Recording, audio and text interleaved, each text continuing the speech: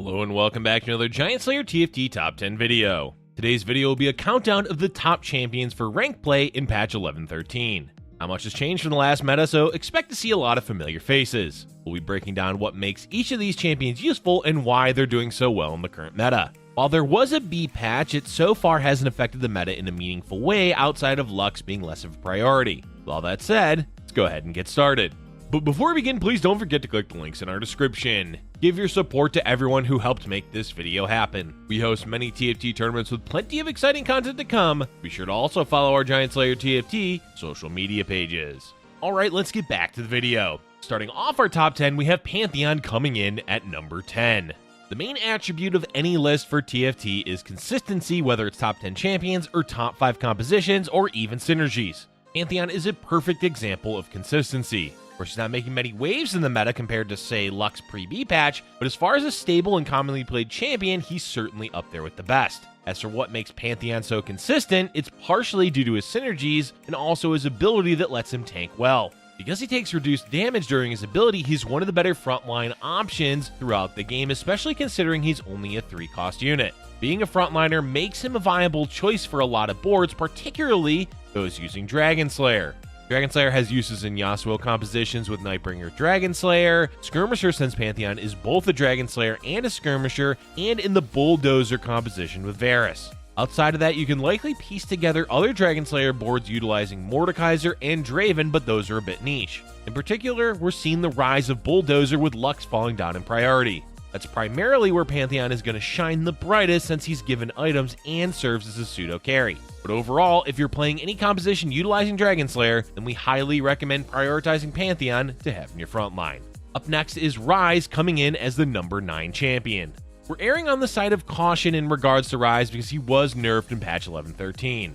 With his stun duration to secondary targets being halved, it has made him far less oppressive to play against. That said, with mana items like Dark Blue buff, he can still machine gun out stuns. But this no longer leads to the enemy team being completely stun locked for the rest of the fight. Because Ryze is less effective, we're not entirely sure how to rate him within the meta. He's a key champion for Forgotten and is important for Abomination, but outside of that, we're not seeing him quite as often as we did prior to 11.13. Having reduced priority lowers his overall consistency in the meta. But again, he is central to Forgotten boards, so his value is still there considering Forgotten is one of the top synergies in the current meta. All in all, Ryze is still worth investing into if you're playing Forgotten or Abomination, but may not be as valuable to run in other compositions if you're looking to play Mystic.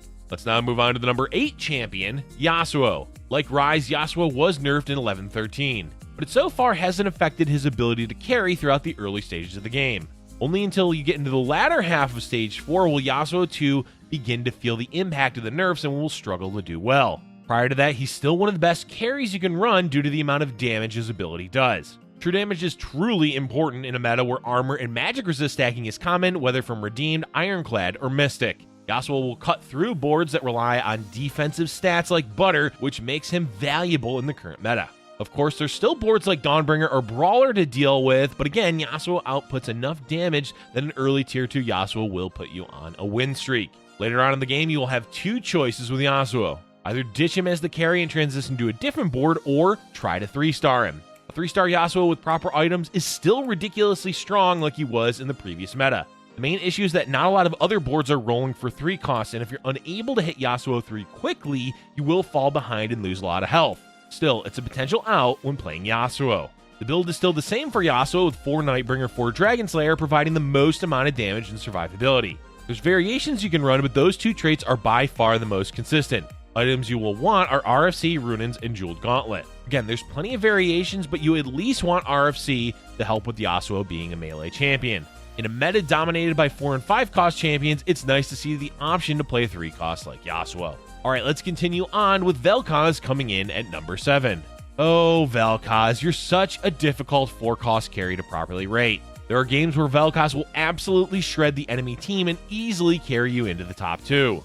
Other times it feels like the squid is constantly lasering air. This inconsistency is due to the way Vel'koz targets as he goes for the enemy unit nearest to the center, meaning positioning is the crux of all Vel'koz issues. Redeemed also took a hit with the Lux nerf, though the synergies seem to be doing fine after the B patch with both Bulldozer and Vel'koz doing well. but we have to acknowledge the inconsistency of Vel'koz, which is why he's only number 7 on the list.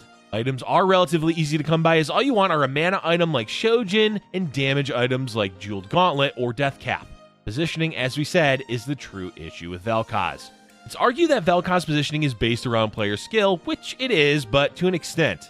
In Stage 4 and 5, when most of the lobby is still alive, it's difficult to always position your Vel'koz in the correct spot. Sometimes you're literally guessing into 50-50, and if you lose that coin flip, well, you're probably losing the fight. That's just the nature of Vel'koz as a carry.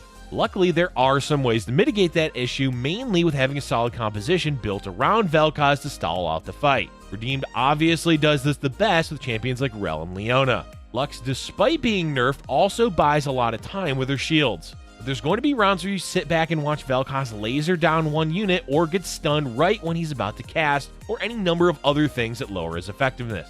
So being 7th on the list feels fitting for an inconsistent carry like Vel'koz.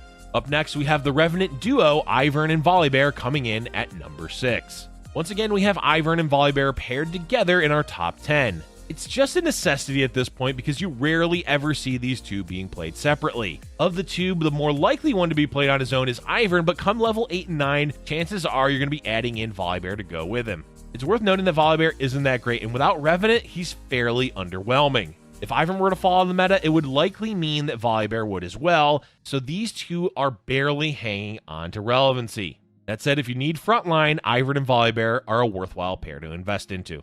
Speaking of frontline, our number 5 champion is Garen. Garen makes the top 10 again over Darius because AP compositions are still the go-to for the current meta. That said, there are compositions that Darius does well in, so don't completely ignore the other God King. Still, on average, Garen is far more useful in the meta for various reasons. The most obvious reason is that Garen is a Dawnbringer. Dawnbringer has taken over as the best late game composition, as Garen with Karma can essentially win rounds 2v9.